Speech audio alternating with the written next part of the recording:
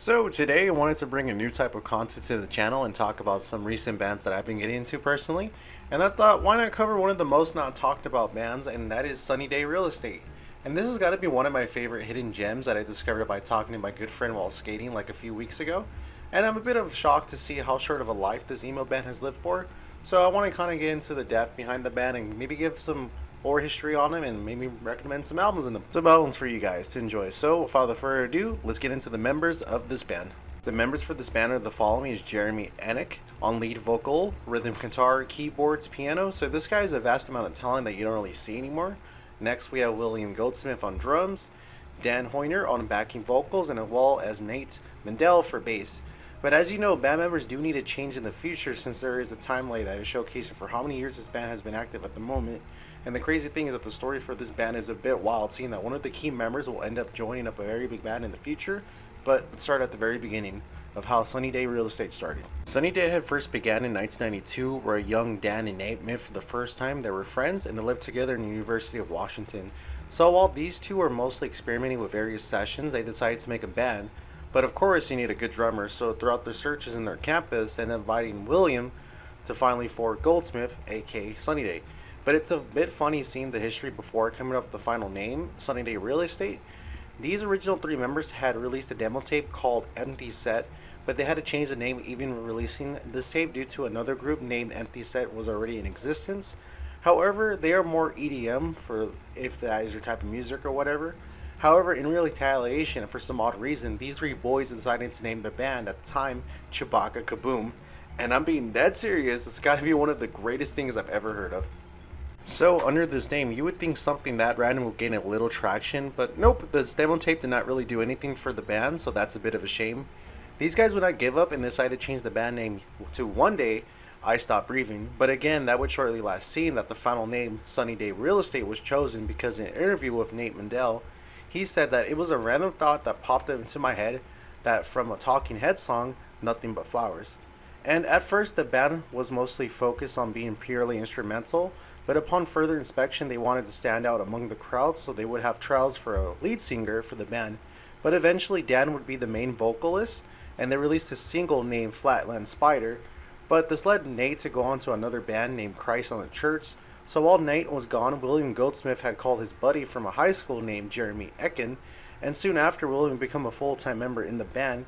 And this is where things get a little rough and would lead to some members to leave within the band for the first official album entitled Diary Sunny Day. So soon after this release, Jeremy would leave the band due to him being converted to a born-again Christian, and many people speculated that was the main reason for its breakup. But there was another LP that was known as the Pink Album, so this led to William Goldsmith and Mendel to work with the Foo Fighters and up. So while this is happening, Jeremy releases a set of songs named Return to Frog Queen, and the rest of the band members would sell copies of the initial two releases. So in 1997, the band would come back to the light, but it wasn't the same, seeing that Mendel stayed with the Foo Fighters, and he would be replaced by the bassist named Jeff Palmer, and then by Joe Skyward. So these boys pull a Dance Gavin Dance moment, but that's a whole different story. So with these new people in Sunny Day, they made another album named How It Feels to Be Something, on which it boosted their fame even more, while it led the band to go to a live tour to promote the album.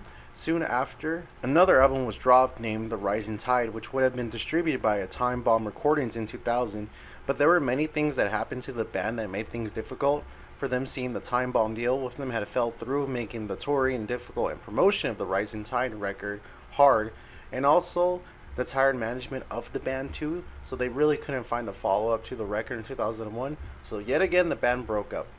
But in the end of the same year, Enjek, Mendel, and Goldsmith made another band named Fire Deft, which made an album, and Jeremy would make his second solo album named The World Waits, but it would not be released until 2006, so that's an insane wait. But hey, we're sitting and waiting for the day that Connie drops Donda, and that's never gonna happen. But anywho, but eventually the original members of Sunny Day, Inkley Dan Hoyner, would do a tour in 2009 and 2010 in Europe. And the last thing that Sunny Day would release was a song named Lipton, which was released in 2014, and that's the last thing we'll hear from this band, and we can only assume the band is broken up yet again, or it's permanently on standby in the near future.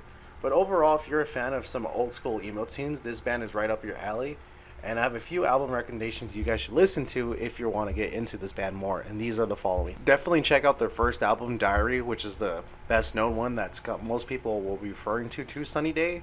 But after that, if you really want to get into the type of it, go to the Rising Tide for the new members. And of course, their follow, well, the one before it is called How It Feels to Be Something. And then obviously the last record they record. But if you do like this kind of content, I will be making more videos like this in the future to study maybe more obscure bands, talk about the biography or whatever I find interesting. So until next time, guys, I'll see you guys in the next video. Later.